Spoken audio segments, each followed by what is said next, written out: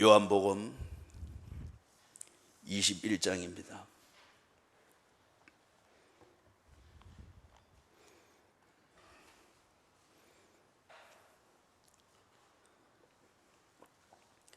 요한복음 21장 15절, 16절, 17절. 그들이 조반 먹은 후에 예수께서 시몬 베드로에게 이르시되, 요한의 아들 시몬아, 네가 이 사람들보다 나를 더 사랑하느냐 하시니, 이르되, 주님, 그러하나이다. 내가 주님을 사랑하는 줄 주님께서 아시나이다. 이르시되, 내 어린 양을 먹이라 하시고, 또 두 번째 이르시되, 요한의 아들 시몬아, 네가 나를 사랑하느냐 하시니, 이르되, 주님, 그러하나이다. 내가 주님을 사랑하는 줄 주님께서 아시나이다. 이르시되, 내 양을 치라 하시고, 세 번째 이르시되, 요한의 아들 시몬아, 네가 나를 사랑하느냐 하시니, 주께서 세 번째 네가 나를 사랑하느냐 하시므로 베드로가 근심하여 이르되, 주님, 모든 것을 아시오매 내가 주님을 사랑하는 줄을 주님께서 아시나이다. 예수께서 이르시되, 내 양을 먹이라. 아멘.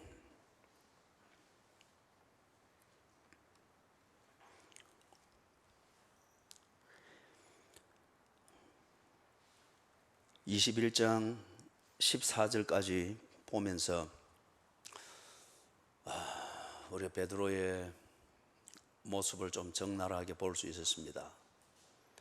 20장 1절에서부터 10절, 거기서 예수님이 없고 무덤이 비었다 하는 이 소식을 듣고서 베드로가 아주 용수철이 튀듯이 그런 반응을 보이면서, 그리고 무덤에 들어가서 허둥대는 그런 모습들을 우리가 또 보았습니다. 그리고 21장 1절에서부터 나오는 그 내용을 볼 때 베드로가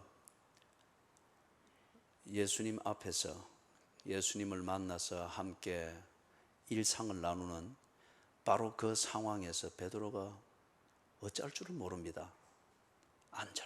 안절부절 예수님께 확 다가가기는 다가갔는데, 그러나 예수님께 대하여 많은 부담이 있고 뭔가 자기 자의식에 눌려있는 그런 행동을 하고 있는 안절부절하는 이런 분위기를 21장 1절부터 14절 이 내용을 보면서 우리가 볼 수 있었습니다. 예수님의 하시는 말씀이 떨어지면은 그 말이 떨어지기 무섭게 그것을 갖다 주고 또 되게 하는 것은 베드로였습니다. 그런데 베드로가 예수님께 한마디도 건네지를 못합니다. 어쩌면은 그걸 보면서 제 나름대로는 짐작한데, 예수님의 눈을 마주치는 것, 이것조차도 나름대로 부담스러워서 눈길은 피하되, 그러나 언제나 예수님께 무언가를 하고자 하는 이 5분 대기조처럼 준비되어 있는, 그리고 그렇게 행동하는 베드로를 봅니다. 왜 그럴까요? 어떤 면에서 볼 때는 심리적으로 베드로가 아주 분명한 이율배반 이 속에서 예수님께 한 걸음에 달려가고 싶은 이 마음, 동시에 그것이 자신에게 주는 그 부담감, 또 한편 피하고 싶은 어떤 그런 무언가가 그 속에 함께 있는 것을 느낄 수가 있습니다. 이것을 볼 때에 예수님이 베드로의 삶 가운데 오시고 거기 계시고 베드로의 일상을 함께 만들어가는 이 분명한 현장이고 상황이지만은, 베드로가 정말 그 예수님과 함께 교제가 되면서 한 지붕 아래의 적과의 동침이 아니라 정말 한 지붕 아래에 있는 같은 식구, 같은 가족. 그래서 동거, 동락, 그 사실 자체가 행복이 되고 의미가 되어지는, 이게 되기 위해서는 지금 베드로에게 있는 이 무언가가 해결이 되어야 됩니다. 그러지 아니하고는 참 사랑하는 당신 예수님, 그러나 한편 자기 자신이 가지고 있는 이유 때문에 언제나 멀게만 여겨지는 당신, 가까이 하고 싶은 예수님, 그러나 뭔가 거리를 지켜야 되는 그러한 아주 역설이 만들어지게 되겠죠. 그렇게 되도록 만드는 그 무언가가 해결이 되어야 됩니다. 그래서 제가 볼 때 지금 15절, 16절, 17절에서 예수님께서 베드로와 대화를 하시는 이 대화는 그냥 예수님께서 적극적으로 그리 하는 대화가 아니고, 그죠? 제가 교인들에게 뭐 좀 낯설어 보이는 교인들에게 좀 분위기를 만들기 위해서 우리 돼지국밥 먹으러 갈까요? 하는 그런 식의 대화가 아니다 이거죠. 이거는 예수님은 지금 베드로의 이 문제를 꿰뚫어 보고 있습니다. 그리고 이 문제를 예수님은 해결해 주기를 원하십니다. 왜냐하면 이게 안 되면은 베드로의 삶의 현장에 예수님이 함께 있음에도 불구하고 베드로는 예수님과 동행할 수가 없습니다. 그죠? 오히려 예수님을 보기 때문에 무너지게 되겠죠.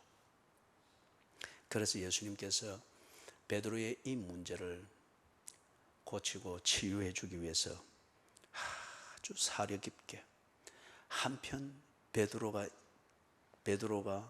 대화에 응하기에 전혀 불편하지 않고 수준이든 논리든 주제든 어떤 것이든 그 어느 차원에서든 베드로의 눈높이에서 이 대화, 이것을 통해서 예수님의 마음을 충분히 공감할 수 있고 느낄 수 있고 지 마음에 담을 수 있도록 예수님이 이 대화를 해주십니다. 그런데 놀랍게도 이 대화를 통해서 베드로가 자기 자신도 알 수 없으나 삶을 그렇게 하게 만드는 자신의 문제가 해결되고 치유되는 것을 봅니다. 그런 다음 베드로는 정말 부활의 신앙, 이 부활의 신앙을 가지고 현실을 예수님과 함께 동행을 시작하게 되는 것을 봅니다. 오늘 이 대화를 그 맥락에서 좀 살펴보기를 원합니다. 제가 볼 때는 베드로에게 네 가지 문제가 있습니다. 이 네 가지 문제가 예수님이 지 삶 가운데 계시고 지 삶을 예수님이 만들어가고 계시지만은 베드로는 그 예수님과 동행이 안 됩니다. 한편 예수님이 내 삶 가운데 있다는 것이 때로는 불편하게 여겨집니다. 꼭 우리가 교회 갈 시간 되면은 한편 갈등하고 긴장하고 불편하게 여기듯이 베드로가 지금 그겁니다. 이 네 가지 문제 때문에. 이 네 가지 문제가, 첫 번째는 베드로에게는 큰 죄의식이 있습니다. 그죠? 예수님도 알고 그 방 안에 있던 모든 사람이 알도록 큰 소리를 뻥뻥 쳤지 않습니까? 그 큰 소리를 칠 때 사람들은 베드로만큼 예수를 사랑하고 예수를 위해서 사는 사람이 있으면 나와보라 그래, 그렇게 인정할 정도로 큰 소리 쳤습니다. 반면에 예수님이 잡히시던 그날, 그 새벽에 베드로는 철저하게 예수를 부정했습니다. 살기 위해서. 그 현장에 있던 모든 사람들이, 그죠? 다 들었습니다. 그 증거로서 베드로는 예수의 사람이라 여기서 잡히지 않고 자유의 몸으로 나왔습니다. 모든 사람이 그걸 다 알았기 때문에.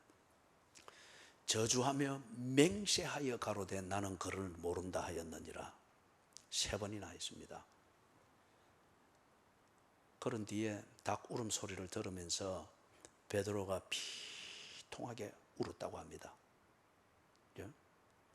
살기 위해서 그렇게 했으나 그러나 살고 난 뒤에 보니 너무도 부끄러운 겁니다. 죽을 용기는 없지만은 그러나 한편 살아있다는 게 부끄럽고 수치스러운 거예요. 그러나 죽을 용기는 없습니다. 베드로가 이게 늘 마음에 큰 짐이었는데 예수님이 살아나셨단 말이에요.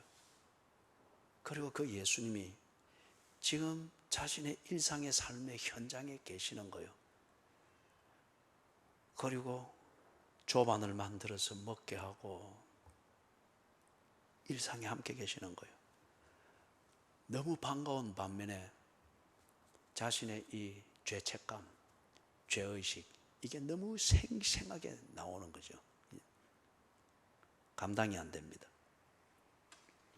두 번째 문제는 예수님께서 나를 받아주실까? 베드로가 우리 1절에서부터 14절 볼 때 보았던 것처럼 베드로가 얼마나 예수님 앞에서 예수님의 관심을 끌기 위해서 그리고 예수님의 눈에 들기 위해서 얼마나 예수님 앞에서 소리 없는 몸부림을 칩니까? 그죠? 뭘 말하는 걸까요? 예수님이 나를 받아주실까? 이전처럼 나를 받아주실까? 받아주시기를 원해요. 그러나 지 스스로에 가지는 자의식이 예수님이 자신에 대해서 가지고 있는 판단을 스스로 그렇게 선입관을 만드는 거죠. 나를 받아주실까? 그래서 예수 앞에서 안절부절하고 불안해하지만은 선뜻 다가가지는 못합니다. 그 죄의식이 있으니까. 그 다음에 세 번째는 예수님을 사랑하는 그 삶. 예수를 사랑합니다. 그러나 예수를 사랑하기 때문에 사는 이 삶을 어떻게 사는지를 모릅니다. 무지합니다. 무지한 사랑은 정말 사랑하는 대상을 정말 아프게 만들죠. 예? 베드로가 우리가 앞에 1절에서부터 14절에 보았던 것처럼 부활한 예수를 보고서 대단히 좋아했습니다. 부활하신 이 사건도 믿었죠. 그러나 부활하신 예수님과 더불어서 어떻게 사는지, 사랑하는 그 예수님과 어떻게 교제하면서 예수 믿는 사람으로서 살아야 되는지 이것을 이 길을 모릅니다. 그렇기 때문에 2주 전에 보았던 것처럼 나는 고기 잡으러 가노라. 그것을 모르는 상태에서는 베드로가 그 생계를 위해서 나름대로 최선을 다하고자 하는 것을 두고 잘못됐다 말할 수 없습니다. 그러나 예수가 부활하신 것을 알고 예수가 내 삶 가운데 찾아오셨고 이것을 아는 이상에는 더 이상 그렇게 살아서는 안 되죠. 오늘날 많은 교인들이 교회 안에서 이루어지는 교회를 중심으로 하는 이 생활과 교회를 떠났을 때의 6일간 일상의 생활을 전혀 다르게 하듯이 그리 살면 안 되는 거죠. 그런데 지금 일상에서도 내가 부활의 신앙을 가지고 그리스도인으로서 어떻게 사는가, 이걸 많은 사람들은 모르기 때문에 그럴 거예요. 베드로가 지금 그 상태입니다. 예수를 사랑합니다. 사랑하기 때문에 예수와 더불어 사는 이 삶을 어떻게 사는지를 모르고 무지합니다. 그렇기 때문에 예수님의 눈에 들기 위해서, 관심을 끌기 위해서 예수 앞에서 먼지를 일으키면서 막 100m 헤엄을 쳐가면서까지 몸부림을 치지만은 그러나 동행은 아직 되지를 않고 있습니다. 마지막 네 번째는 베드로의 천성적인 기질입니다. 이 기질이 지금까지 다른 것에 의해서 이 기질이 영향을 공급받다 보니까 항상 이 기질이 베드로로 하여금 뻥을 치게 만들었고 언제나 큰 소리를 치게 만들었고 남들보다 먼저 하는 자원하는 심정이 언제나 뛰어났습니다. 이것저것 따지지 않고 무조건 책임을 지겠다 큰 소리를 치는 이런 시기였습니다. 그러다 보니 그 기질이 저주하며 맹세하여 가로되 나는 그를 모른다. 화끈했습니다. 화끈했습니다. 그런데 그렇게 처신하도록 만드는 그런 기질을 가지고는 지금 예수님이 지3 가운데 오셔서나 예수님과 동행할 수 없습니다. 더 이상 예수님은 베드로에게 그런 식의 영양분을 공급받아서 그런 방향, 가치관이나 습관이나 인격을 만드는 그런 기질로 처신하도록 더 이상 예수님은 허용하지 아니할 겁니다. 배움과 연습은 십자가에서 죽으실 때까지 3년으로 족했기 때문에 네 가지 문제입니다. 죄의식으로부터 자유케 되어야 됩니다. 예수께서 나를 받아주실까 하는 스스로 가지는 이 의심과 이 의기소침으로부터 벗어나야 됩니다. 세 번째는 예수님을 사랑하는 삶이 무엇인가, 정말 사랑하며 사는 그것이 어떤 것인지를 알아야 됩니다. 네 번째는 베드로의 천성적인 기질이 무언가 다른 종류에서 영향을 공급받으면서 그 기질이 예수님과 동행하는 그 삶에 합당한 가치관을 만들고 습관을 만들고 그리고 인격과 성품을 만드는 것으로 기질이 개조가 되어져야 됩니다. 이것을 고치기 위해서 지금 예수님께서 제자들과 7명의 제자들과 아침 조반을 다 하시고 난 다음에 특별히 베드로와 개인적인 대화를 하는 겁니다. 이 문제를 고치기 위해서. 참 사려 깊은 예수님이죠. 우리가 예수님과 동행한다, 이게 부활신앙의 한 요소잖아요. 부활신앙은 예수님이 죽었다가 3일 만에 부활하셨다는 사실을 믿습니다. 부활신앙 두 번째는 그 예수님이 지금 나와 함께 하고 계심을 믿습니다. 그렇기 때문에 세 번째로 정리를 하는 것 같으면 내가 예수님이 주신 부활의 생명을 가지고 지금 살고 있다. 이게 부활신앙입니다. 자, 베드로가 이 부활신앙을 가지고서 예수님과 동행한다. 이거는 베드로가 만드는 것이 아니고 예수께서 그 동행이 가능하도록 만들어 주시는 겁니다.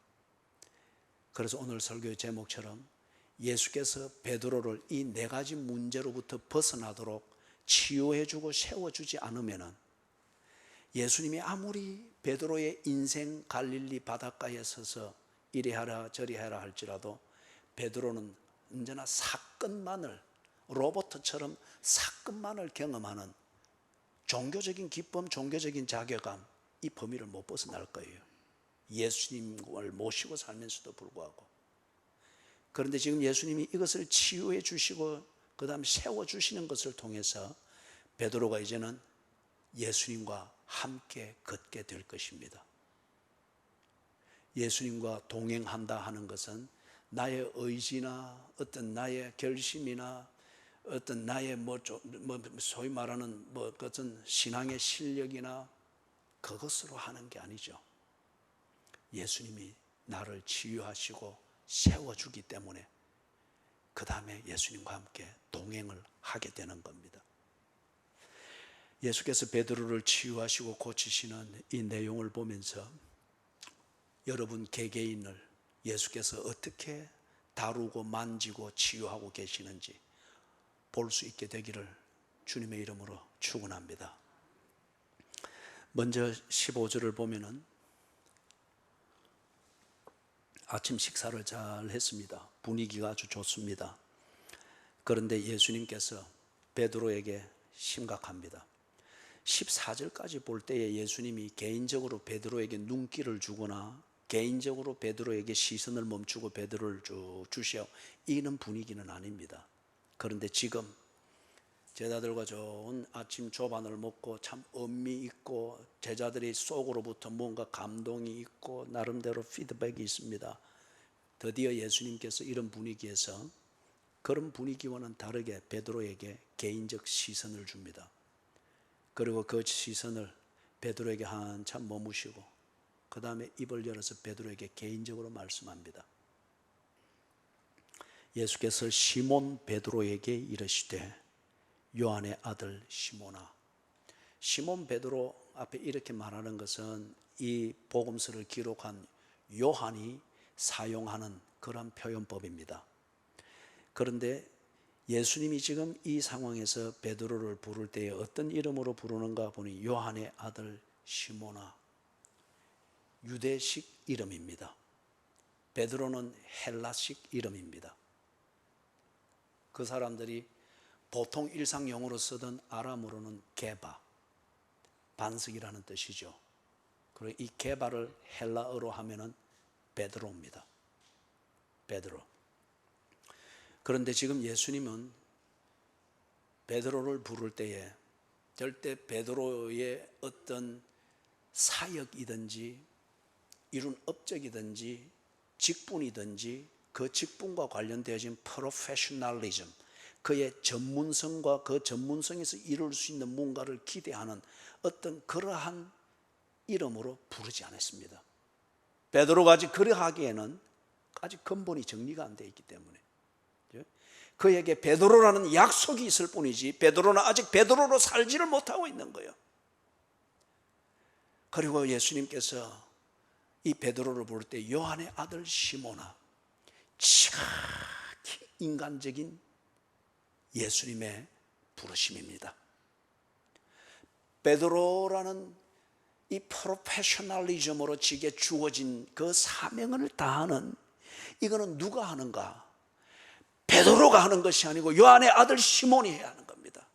요한의 아들 시몬이 예수님과 동행하는 부활의 신앙을 가지고 그리스도인의 삶을 살면서 그가 만들어내는 그 삶의 퀄리티, 이것의 질은 베드로가 되어야 된다는 거예요. 내가 목사이기 이전에 인간 정상수로서, 내 아버지의 아들, 내 어머니의 아들 인간 정상수로서 내가 그리스도인답게 산다고 하면은 나는 하나님께 평가받는 목사로서 평가가 될 겁니다. 나는 결코 목사 정상수가 아닙니다. 내 어머니의 아들 인간 정상수입니다. 이 인간 정상수에게 하나님께서 은혜를 베푸셔서 목사로서 사는 프로페셔널리즘을 주시고 이것을 통해서 부활의 신앙을 살게 하신 것입니다. 그래서 천국에 가게 되면은 심판대에 섰을 때에 하나님께서 그렇게 물으실 것입니다. 이걸 한 시나리오로 가상을 한다고 하는 것 같으면은 누구누구의 아들 전상수, 내가 네게 준 목사의 직분을 충실히 했느냐? 내가 네게 준 목사의 직분을 가지고서 내 양을 바로 먹였느냐? 목사의 직분을 가지고서 네가 그리스도인답게 살았느냐? 목사를 심판하는 것이 아니라 인간 전상수를 심판하실 것입니다. 요한의 아들 시몬아, 네가 이 사람들보다 나를 더 사랑하느냐? 예수님의 질문입니다. 네 개의 복음서를 살펴보면은 예수님께서는 언제나 이 질문을 잘 사용하셨습니다. 학생들을 가르칠 때의 유능한 선생님들은 질문을 잘 사용을 하셔요. 질문을 가지고서 요지를 학생들이 파악할 수 있도록 참 좋은 교육 방법이라고 교육 전문가들도 그렇게 이야기를 합니다. 예수님은 이 질문을 가지고서 대화를 풀어가는데 아주 탁월하셨습니다. 네가 이 사람들보다 나를 더 사랑하느냐? 거기에 나오는 이 사람들보다 하는 거기에 각주 번호 2번이 붙어 있죠. 그래서 그 밑에 내려가서 맨 밑에 보니까 어떤 번역이 가능하다고 되어 있습니까? 또는 것들보다, 또는 이것들보다 나를 더 사랑하느냐? 이 사람들 하는 그 앞에 2번 해서 이렇게 각주가 붙어 있죠. 각주 조그마한 숫자가 붙어 있죠. 그래서 그걸 성경 그 난 외 제일 아래든지 아니면 옆이든지 성경의 편집에 따라 다르겠으나 거기 보면은 2번 해놓은 것에 보면은 거기 다른 번역이 되어 있을 겁니다. 또는 것들보다 그래 되어 있을 거예요. 이거는 무슨 말인가 하면은 여기 사람들보다 이렇게 우리 개정 한글 성경에는 그리 되어 있는데 이것은 원래의 언어를 번역을 한 겁니다. 우리말로. 그래서 원래의 언어는 헬라어라고 합니다. 신약 성경을 기록하던 최초의 언어가 그 헬라어에 기록되어져 있는 그 단어는 어떤 그 사람으로 번역해야 되는지 물건으로 번역해야 되는지 아니면 어떤 일어난 사건으로 번역해야 되는지 이 세 가지를 다 가능하게 만드는 그런 대명사로 되어 있습니다. 대명사로. 그래서 지금 우리 한글 개역 그 개정 이 성경에서는 이걸 사람으로 보고서 이 사람들보다 나를 더 사랑하느냐. 왜냐하면 베드로가 여기 요한복음 13장에서 보면은 베드로가 그러죠. 내가 다른 사람들은 다 주를 버릴지라도 나는 죽는 데까지도 주님을 따라갈 겁니다. 다른 사람들은 다 주를 버릴지라도 나는 죽는 데라도 주님을 따라갈 겁니다. 다른 사람들과 비교하여서 자기 자신의 예수를 향한 충정과 진실을 강조해서 예수로 하여금 믿게 하려고 했거든요. 이제 이런 것을 참고로 해가지고 이 대명사를 사람들이라고 번역을 했습니다. 그 다음에 두 번째 가능한 번역은 이 사람들이 나를 사랑하는 것보다 네가 나를 더 사랑하느냐, 그렇게도 번역을 할 수가 있습니다. 이 사람들이, 그러면 지금 현재 이 상황에서는 누구입니까? 그렇죠. 베드로를 비롯하여서 다른 6명의 제자들이 있잖아요. 그죠? 그래서 이 사람들이 나를 사랑하는 것보다 네가 나를 더 사랑하느냐, 이렇게도 번역을 할 수가 있습니다. 세 번째 가능한 번역은, 그게 원래 언어가 대명사로 되어 있기 때문에, 그래서 그 대명사라는 문법과 그 문맥을 볼 때에 이 세 번째의 번역이 또한 가능합니다. 그리고 저는 이것이 옳다고 여깁니다. 뭐냐 하면은 이것들보다 나를 더 사랑하느냐. 지금 베드로가 1절, 2절, 3절에서 나오는 것을 볼 때 뭘 하러 갔습니까? 나는 고기 잡으러 가노라.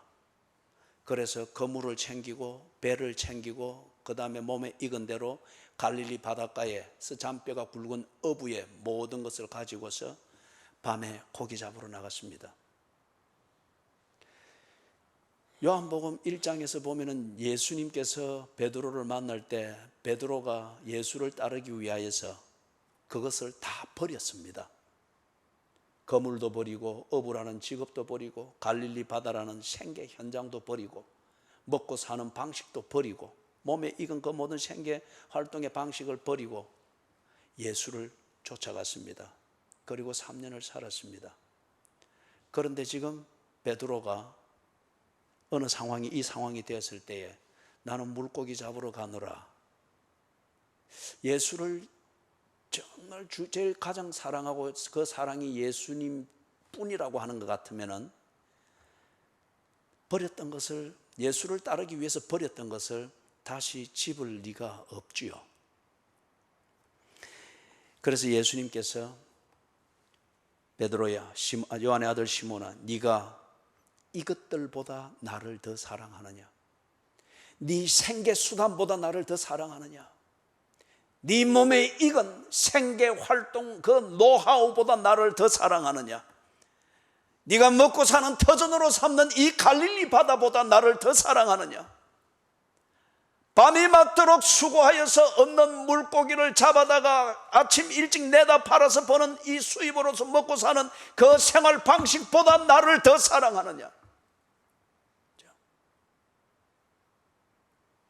이것은 베드로가 한 일이고 지금 그렇게 또 하고 있는 일이기 때문에 아주 현장감 있는 예수님의 질문이고, 베드로가 어떤 마음을 가지고 있는지, 예수를 사랑하지만은 사랑하는 그 삶을 제대로 할 줄 모르는 또 하나의 대안을 가지고 있는 베드로의 자신의 진실을 보게 만드는 아주 현장감 있는 질문이죠. 그래서 저는 이 세 번째 번역을 더 선호합니다. 네가 네 몸에 익은, 그리고 네가 신뢰하는, 네 생계 수단보다 나를 더 신뢰하느냐? 베드로가 대답을 합니다. 주님, 그러하나이다. 내가 주님을 사랑하는 줄 주님께서 아시나이다. 베드로의 이 대답에 대해서는 17절에서 우리 좀 자세하게 다루면서 마지막 정리를 하도록 하겠습니다. 일단은 예수님께서 물을 때는 네가 나를 사랑하느냐? 아가페를 물었습니다. 네가 정말 아가페, 내가 너를 사랑하듯이 그 사랑으로 네가 나를 사랑하느냐? 그렇게 물었습니다. 그것에 대해서 베드로의 대답은 필레오였습니다. 아가페는 하나님만이 완전한 것을 만들어낼 수 있는 그런 사랑입니다. 그런데 필레오는 친구 간의 사랑, 우정과 같은 것입니다. 로마서에서도 보면은 친구를 위해서 간혹 목숨을 버리는 그런 친구가 있는 것을 이야기를 하죠. 그죠? 친구를 위해서 상당한 수준까지 자기를 희생하고 친구를 세우기 위해서 그 우정이라는 거 하는 이것을 집중을 합니다. 그러나 그것은 아가페에 못 미칩니다. 베드로가 이렇게 대답하는 데에는 자기 자신이 가지고 있는 이 죄의식, 그리고 그 죄의식이 만든 자신의 자괴감, 자의식, 예수님이 정말 나를 다시 받아주실까? 이전과 같은 그런 관계와 교제를 회복할 수 있을까? 이것이 만들어내는 베드로의 자기 시인, 이것을 담은 겸손한 고백입니다. 17절에서 우리 좀 자세히 보도록 하겠습니다. 베드로의 이 고백을 듣고 예수님께서 베드로에게 임무를 줍니다. 이르시되 내 어린 양을 먹이라. 여러분들이 15절, 16절, 17절을 내려가면서 이 대화에서 이 미묘한 차이를 잘 보셔야 됩니다.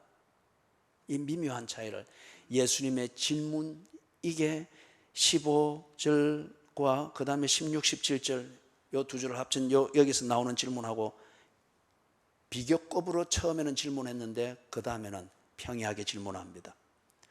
그 다음에 16절에서는 내 어린 양을 먹이라. 그리고 15절에서는 내 어린 양을 먹이라. 16절에서는 내 양을 치라. 그리고 17절에서는 내 양을 먹이라. 베드로의 대답에 있어도 이 미묘한 차이가 다 그렇게 만들어지고 있습니다. 이걸 여러분이 주시해서 보십시오. 그 차이를 제가 좀 다듬으면서 내려가겠습니다. 내 어린 양을 먹이라고 합니다. 왜 내 어린 양이라고 할까요? 밑에서는 내 양을, 또는 17절에서도 내 양을, sheep, 이 양이죠. 이거는 좀 comprehensive term, 포괄적인 단어입니다. 양을, 어린 양이든 중간 것이든 큰 것이든 다 포함하는 양입니다. 그런데 지금 16절에서는 특별히 그 양의 세대 중에 한 세대를 딱 지목하고 있습니다. 내 어린 양을 먹이라. 영어에서는 이게 lamb이라고 그렇게 표현되어 있죠. L-A-M-B, lamb, 어린 양입니다. 내 어린 양을 먹이라. 참 여기에 예수님의 대화에 참 깊은 뜻이 숨어 있고, 뭔가 베드로가 품고 있는 그 네 가지의 문제를 씻어내고자 하는 예수님의 깊은 의도가 이 단어 하나하나에 배에 있는 것을 알 수 있습니다. 사랑하는 여러분, 어린 양은 더 골치 아픕니다. 이사야서 43장을 보면은, 참 43장을 제가 언급한 김에 지난 주일날 이사야서 40장을 이야기했는데 물 한 구절에 3번 나오는, 거기 43장에 나옵니다. 지난주에 제가 잘못 이야기했습니다. 43장에 보라 내가 새 일을 행하리라, 그 하면 그 앞에 이렇게 나옵니다. 거기 보면은 이거는 40장이군요. 목자의 그것인데, 어린 양을 찾아서 어떻게 한다고요? 가슴에 안고 옵니다. 가슴에 안고. 큰 양이면 걸려서 오든지 끌고 올 수가 있습니다. 그런데 목자가 어린 양을 다 가슴에 안고 옵니다. 이 어린 양이 참 손이 많이 갑니다. 그러나 얻을 것은 적습니다. 다 자란 양일 때에 양털을 얻고 그것을 해서 울을 만들고 또 고기도 풍성하고 그럴 수 있겠죠. 큰 비유입니다. 베드로가 첫 번째는 예수님께서 예수의 일을 맡긴단 말이에요. 지금까지 예수님이 직접 당신의 양을 먹였고 목양했습니다. 그 가운데 하나가 베드로입니다. 그런데 지금 여기서 예수께서 십자가에서 죽으시기까지, 그리고 무덤을 뚫고 나와서 부활하시기까지 온 생명을 바쳐서 하셨던 당신의 양을 먹이고 목양하는 이 일을 지금 베드로에게 위임을 하고 있습니다. 이 말이 무슨 말이에요? 베드로야, 나는 너와 함께 한다. 내가 너를 받아준다. 네가 내 일을 위임해야 될 사람이다. 베드로를 신임하지 아니하고 베드로를 받아들이지 아니하고 베드로의 죄를 용서한 바가 없다고 하는 것 같으면 예수께서 죽으시기까지 하늘 영광을 버리고 이 땅에 오시는 성육신으로부터 배 고물에서 쓰러져 죽으시기까지 하면서 제 양을 찾아다니고 십자가에 대신 죽으심으로 말미암아서 양고기로 끝날 수밖에 없는 자기의 양들의 생명을 살리고 그 생명을 가지고 살아갈 수 있도록 부활하여 그들의 삶 가운데 오신 이 예수께서 당신의 그 일을, 당신의 영광과 바꾸었다고도 할 수 있는 바로 그 일을 베드로에게 위임한다고 하는 것은 베드로를 전적으로 받아들였다는 말입니다. 이것은 베드로에게 주는 부담과 중압감과 무언가 종교적 족쇄를 채우는 것이 아니라 의무감으로서 그 어깨에 무거운 짐을 지우는 것이 아니라 지금 베드로가 가지고 있는 이 네 가지 문제를 씻어내는 예수님의 아주 사려 깊은 목양입니다. 예수님이 십자가에 죽을 때에 사람들이 그 의미를 알고 예수님 앞에 감동하고 막 찬양했습니까? 아니죠. 세상은 모르나 도살할 양처럼 도살장으로 끌려가는 한 마리 양처럼 취급을 받았잖아요. 그러나 예수는 그것이 어린 양을 먹이는 일이기 때문에 당신은 하셨습니다. 그 일을 지금 베드로에게 하게 합니다. 베드로에게 지우는 부담이 아니고 베드로를 전적으로 신임하며 네 죄는 이미 씻겼고 나는 네 진실을 받아들였으며 그리고 너와 나는 동행하고 있다는 겁니다. 나는 너와의 동행을 기뻐한다는 거죠. 내 어린 양을 먹이라. 이스라엘에 갔을 때 갈릴리 가브나움을 당연히 가죠.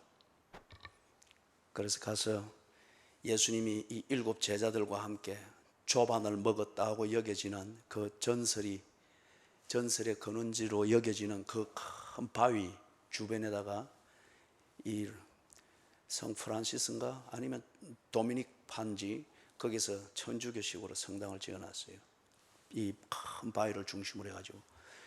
그래서 저는 바위에 얽혀있는 요한복음 21장을 거기서 회상하기 위해서 들어갔습니다.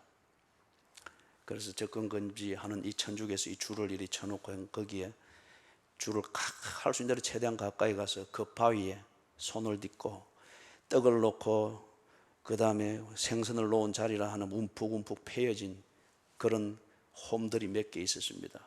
그 위에 두 군데 손을 얹고 간절히 참 하나님 앞에 기도했습니다. 하나님, 목회가 왜 이리 힘이 듭니까? 왜 저를 목회하게 하셨습니까? 저는 이 반석에 패여져 있는 이 홈을 채울 만한 그 정도의 떡도 만들지를 못했고 생선도 만들지를 못했습니다. 그리고 하나님, 목사로서 내 자신을 볼 때 제게 맡겨진 양들은 너무 어립니다. 때로는 목사의 짐을 들어줄 만한 큰 양들도 있으면 좋겠는데 너무 어렵습니다.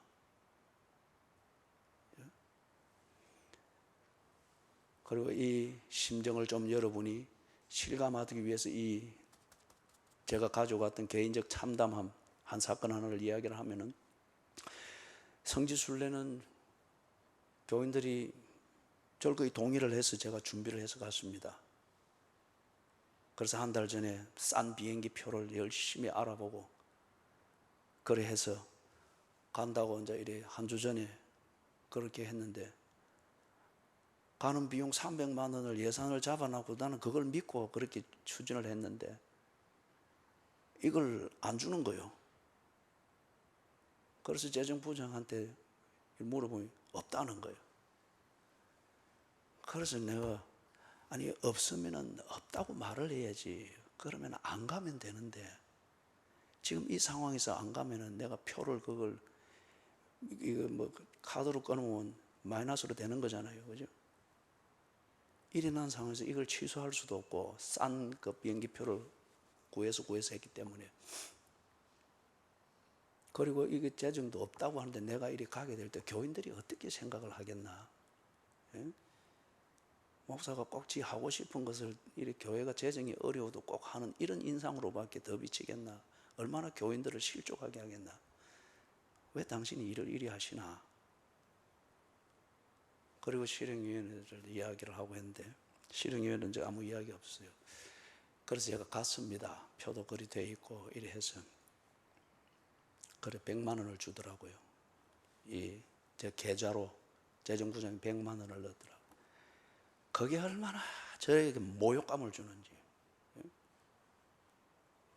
그래서 제가 공항에서 이래, 저는 항상 선교지를 나갈 때 공항에서 이 중간 리더들한테 꼭 인사를 하고 갑니다. 그때는 실행위원들한테 참 가슴 아픈 문자를 보냈어요. 내가 이렇게 모욕감을 느껴본 적이 없습니다. 모욕감을 가지고 내가 갑니다. 그런데 갔다 와서도 볼 때 누구 하나 미안하다는 말 하는 사람이 없어요. 그런데 그거는 기대하는 바는 아니었습니다. 그렇기 때문에 거기에 가서 조반을 먹었다는 그 반석에 얹고, 제 이것을 맥락을 볼 때 이거는 목양이거든요. 그래서 저의 목양하는 이걸 두고 참 하나님 앞에 깊이 기도하면서, 제가 너무 그 오래 서가 있으니까 뒤에 우크라이나에서 온 순례객들이 쭉 줄을 서서 기다리고 있는 거예요. 그래서 저는 그것도 모르고 막 이게 하나님 너무 힘듭니다. 그리고 지금은 참 이렇게 마음도 아픕니다. 왜 이렇게 제게는 어린 양뿐입니까?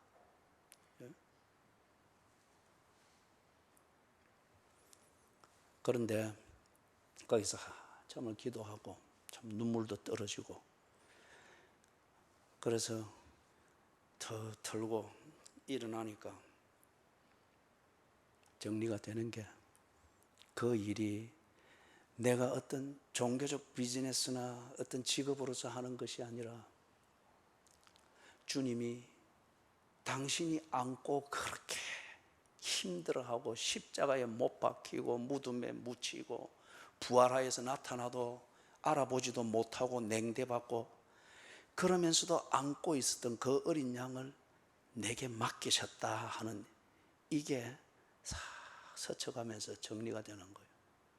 내 품에 있는 어린 양은 정말 힘들지만은 이 어린 양을 품고 있던 주께서 그 양을 내 품에 안기신 것은 그분이 나를 신뢰하는 것이지 않느냐 이거죠.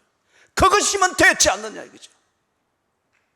그분은 그 양을 안고 십자가에 죽으셨는데 나는 뭐. 지금 베드로에게 예수님께서 그렇게 맡기시는 겁니다. 목양하라. 예수께서 하시던 목양을 베드로야 네가 이어가라. 16절입니다. 또 두 번째 이르시되 요한의 아들 시몬아 네가 나를 사랑하느냐? 비교급이 없습니다. 네가 나를 사랑하느냐? 여전히 아가페로 물었습니다. 이르되 주님 그러하나이다. 내가 주님을 사랑하는 줄 주님께서 아시나이다. 역시 필레오로 대답을 합니다. 첫 번째 대답, 두 번째 대답, 그 다음 17절 세 번째 대답에서도 보겠지만은 베드로의 입에서 더 이상 과장이 없습니다. 믿게 만들기 위해서 뻥을 치는 게 없고 과장된 행동이 없습니다.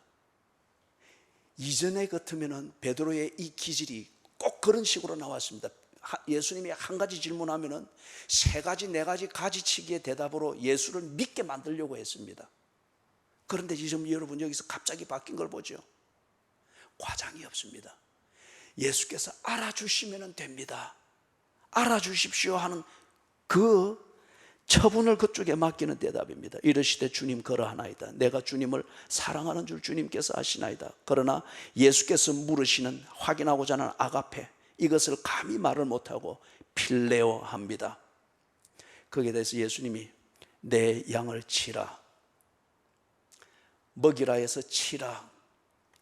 영어 번역에서는, NIV에서는 아마 tend, 돌보고 보살피고 그것으로 나올 겁니다. 저는 양을 치는 이 목양에 있어서 이 부분 이렇게 이해를 했습니다. 우리 교회는 많은 사람들이 왔다가 많은 사람들이 가기도 합니다. 그 면에서 나름대로 우리 교회는 또 의미가 있다고 생각을 합니다.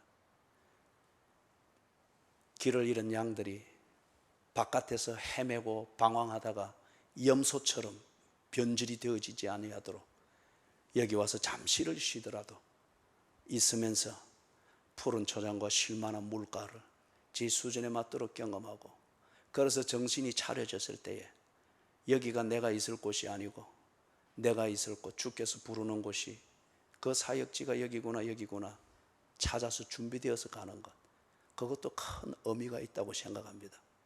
그렇기 때문에 저는 울타리를 치려고 하지를 않았습니다. 목양을 하려고 했을 뿐입니다. 먹이는 것과 치는 것.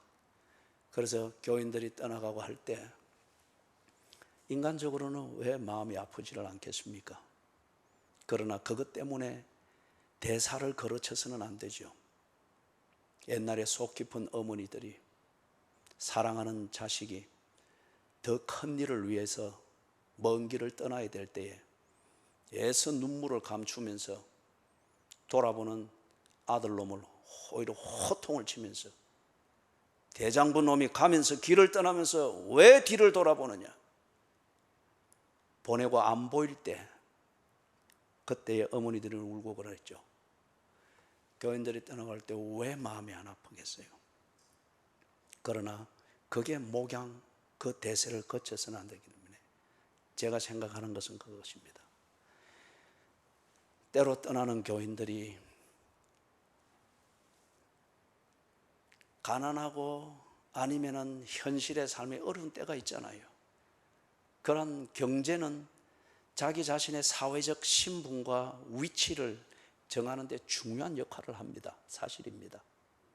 그래서 잠시 없는 것 때문에 길을 못 펴고 그런다 싶을 때, 그런데 여기서 지내는 가운데 11조라도 낼 수 있도록 준비가 되어지고 생활이 다 정리가 되어져서 그럴 때에 떠난다 할 때 11조를 낼 만하니까 떠납니까? 그거는 예수께서 맡기신 양, 예수의 양을 목양하는 자세가 아니죠. 예수의 양, 여기서 말하는 내 양, 예수의 양은 예수님의 품 안에서 마음껏 뛰어놀고 자라고 살아야 됩니다. 이 울타리 안에 갇힐 필요는 없습니다.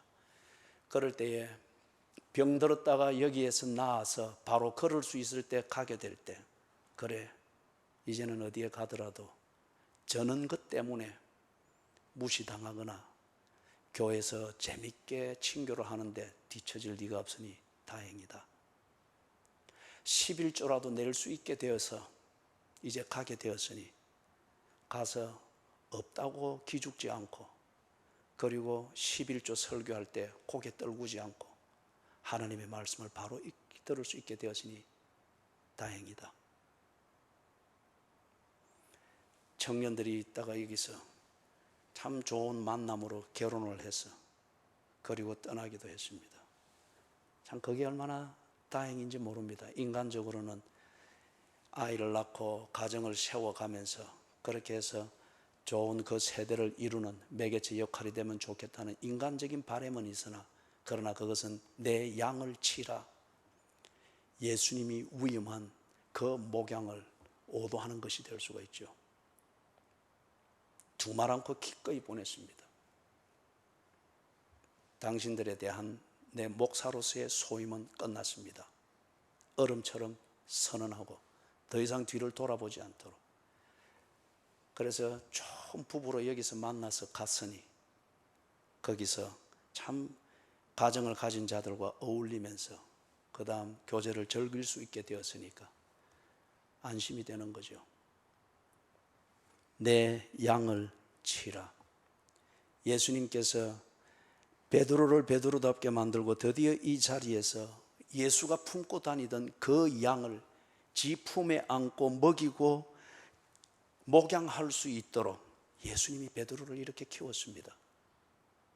그리고는 베드로로 하여금 이 목양을 할 수 있도록 놓아 주었습니다. 내 양을 치라.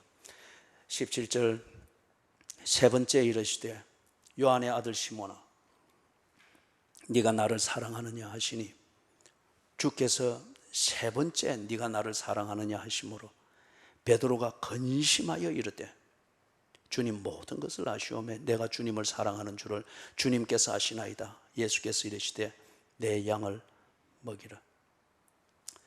같은 질문을, 자구는 조금 다른, 첫 질문은 달랐습니다만 그러나 근본적으로는 똑같이 세 번을 질문을 하니 세 번째는 굉장히 근심이 되었습니다.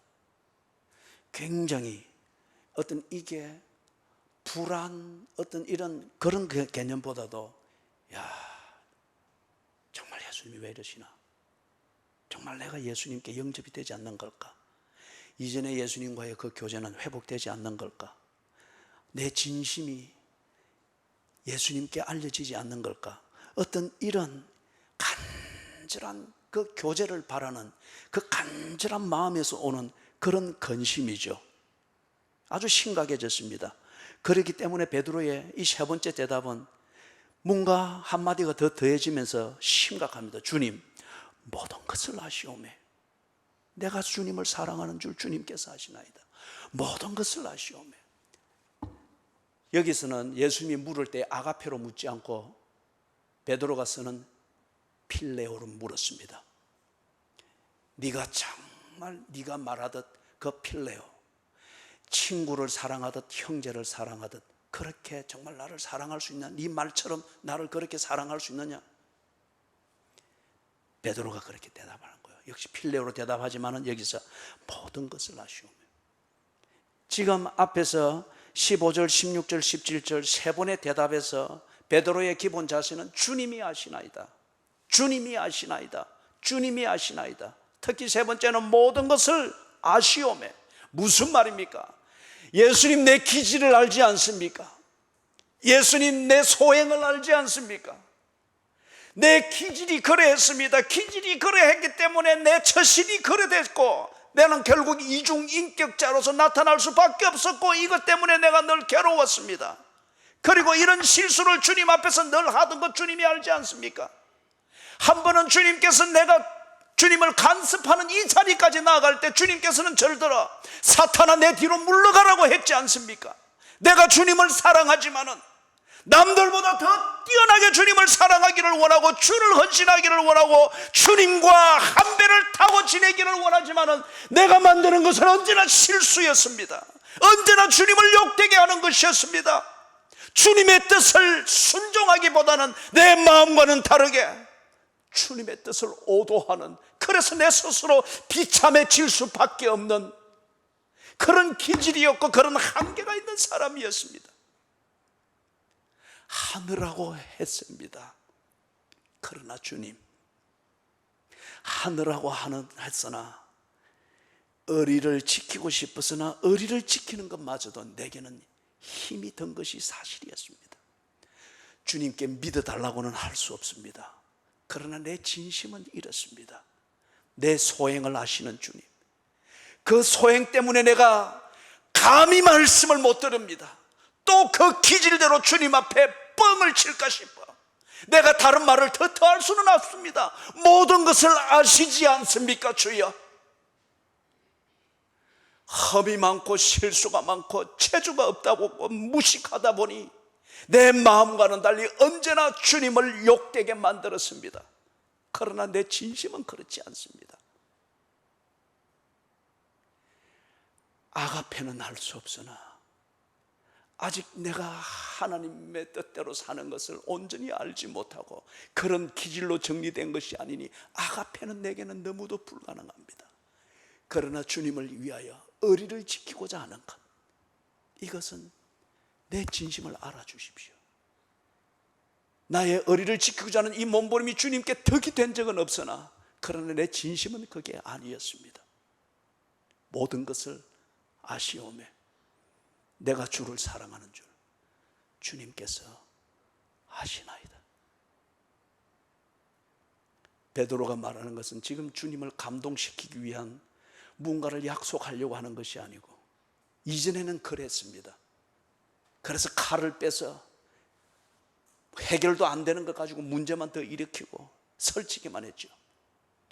그러나 지금은 그렇게 해서 예수님을 감동시켜서 자기에게 시선을 두도록 이렇게 만들려고 하는 것이 아닙니다. 지 진심을 전달하기를 원할 뿐입니다. 베드로의 이 진심, 이 순수함, 이것을 지금 갈등 가운데 있으나 이 갈등을 일으키는 그 근본적인 원인인 예수를 향한 순수한 이 사랑, 이것을 예수께서 알아주시기를 원하는 이 간곡한 대화를 지금 베드로가 주님 앞에 하고 있는 거예요. 모든 것을 아시오매 내가 주를 사랑하는 줄 주님께서 아시나이다. 예수께서 이르시되 내 양을 먹이라. 세 번째 예수님이 하시는 이 말씀은 첫 번째 예수님이 하셨던 말씀하고 똑같은 것이죠. 그렇기 때문에 여기서 내 양을 먹이라 하는 것은 첫 번째, 두 번째는 commandment, 사명을 위임하는 명령이었다고 하는 것 같으면 지금 세 번째 내 양을 먹이라 하는 이것은 confirmation. 예수께서 베드로를 받으셨다는 겁니다.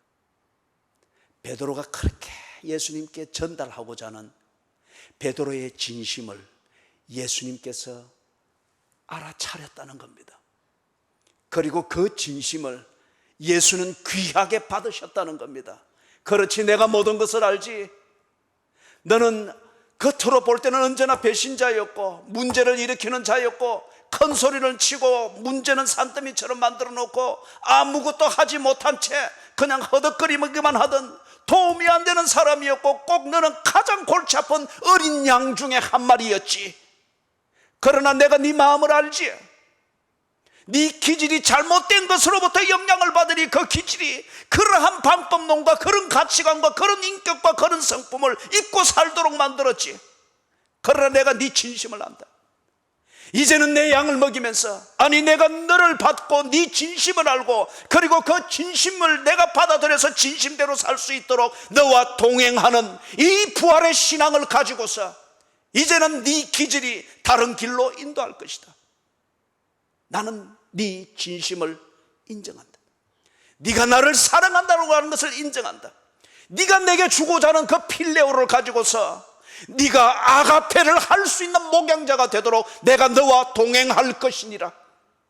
그 컨퍼메이션, 그 확증해 주시는 증거로서 세 번째, 내 양을 먹이라 말씀을 맺습니다. 베드로가 예수를 참 사랑했습니다.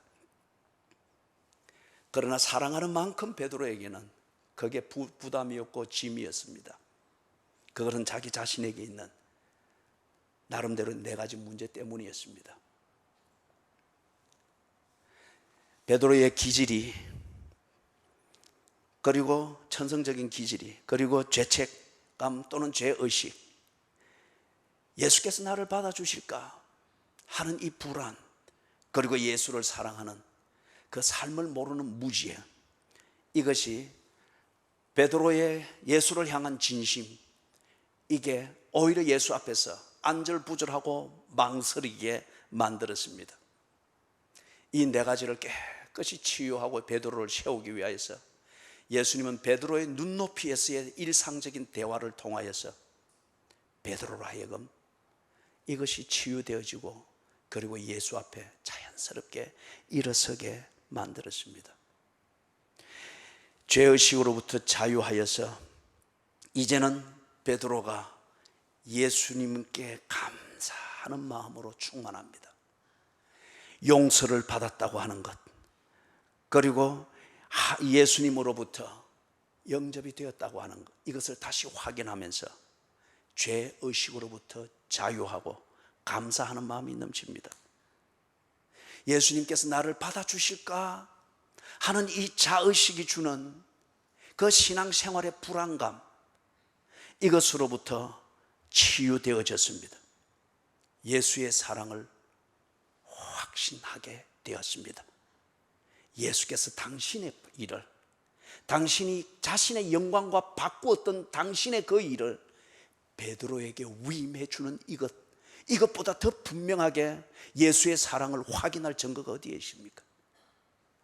예수님을 사랑하는 삶을 모르기 때문에 열정은 있으나 언제나 문제를 일으켰습니다. 그런데 지금 예수님께서 부활의 신앙을 가지고 예수를 사랑하는 그 삶을 어떻게 사는지를 베드로가 이해가 안 되기 때문에 모릅니다라고 말할 수 없을 정도로 그물에 갇힌 고기보다 더 분명하게 베드로에게 알려줬습니다. 내 양을 먹이라, 내 양을 치라. 예수께서 당부하신 그 일을 충성스럽게 하는 것이 곧 예수를 사랑하는 필레오이며 그 필레오를 통하여서 예수께서 이 세상에 나타내신 아가페를 전달하는 에이전시가 된다고 하는 것을 분명하게 가르쳤습니다. 신앙생활을 한다고 하는 것, 예수를 사랑한다고 하는 것, 그것은 예수께서 내게 맡기신 그 삶을 충직하게 사는 것입니다. 베드로는 여기에 대해서 분명해졌습니다. 학벌이 문제가 아니고 많이 책을 읽었느냐, 논리가 있느냐 없느냐, 이거는 아무 문제가 되지 않는 겁니다. 내 양을 먹이라. 예수께 위임받은 그 일을 하는 것이 당신의 일인 것을 베드로는 분명히 알았습니다. 마지막으로 베드로의 천성적인 기질이 새로운 것으로 영양분을 공급을 받습니다. 이전에 갈릴리 해변에서 잔뼈가 굵은 어떤 그러한 노하우와 삶의 가치관과 디베라 바다라고 말하는 로마식의 어떤 가치관을 가지고서 출세와 영달과 부귀와 영화를 위해서 사는 이런 가치관을 만들어진 습관과 인격과 성품을 될 때에 이 기질은 언제나 베드로로 하여금 책임 못 지는 큰 소리를 치게 했고 나서기를 좋아했고 남보다 먼저 하면은 먼저 눈에 띄어서 무언가를 얻는 것처럼 생각하도록 만들었습니다. 그렇게 처신하도록 만들었던 그 기질이었는데 예수님과 이 대화가 끝나면서 베드로는 그 기질이 새로운 것으로 공급을 받습니다. 내 양을 먹이라, 내 양을 치라, 내 어린 양을 먹이라. 이 안에 예수께서 자신에게 주었던 그 은혜와 그 사랑, 십자가의 사랑, 부활의 생명, 이것이 다 용해되어져 있습니다. 예수님께서 십자가에 죽기 전에 베드로와 제자들에게 한 말이 생생하게 기억납니다. 요한복음 10장에서 한 말이 있죠. 선한 목자는 양을 위하여 목숨을 버리느니라. 베드로가 그렇게 살았습니다. 양을 위하여 목숨을 버리기 위하여 살았습니다. 그리고 전설에 의하면 AD 64년 베드로가 십자가에서 순교당합니다. 그때에 베드로가 그렇게 부탁을 했죠. 내 주님이 십자가에 달리신 그 모습으로 나는 죽을 수 없습니다. 나를 거꾸로 매달아 주십시오.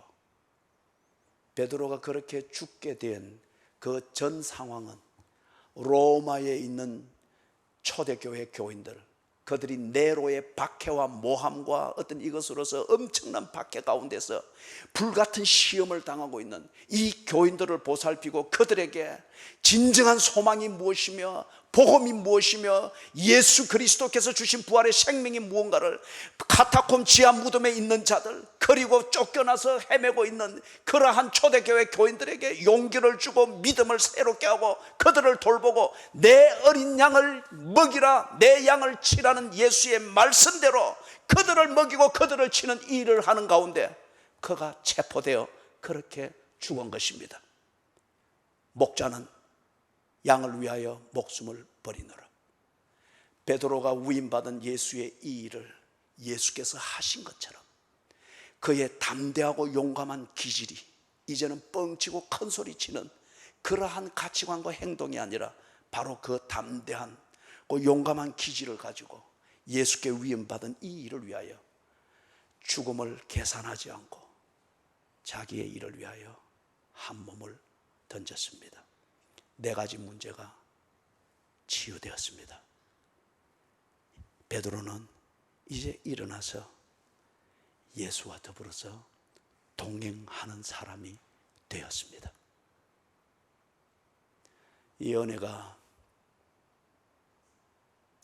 예수님을 중심으로 하여서 각자의 형편에서 예수님에 대해서 어떤 상태에 있든지 이 네 가지 문제가 내 안에 있는가 살피면서 거기에 있으면은 요한복음 21장 1절에서부터 17절을 읽으면서 예수께서 지금 여러분 안에 계시면서 여러분을 치유하고 세우시는 그 은혜를 누리게 되시기를, 그래서 예수와 진정 동행하는 부활의 신앙을 가진 그리스도인들이 되시기를 주님의 이름으로 축원합니다.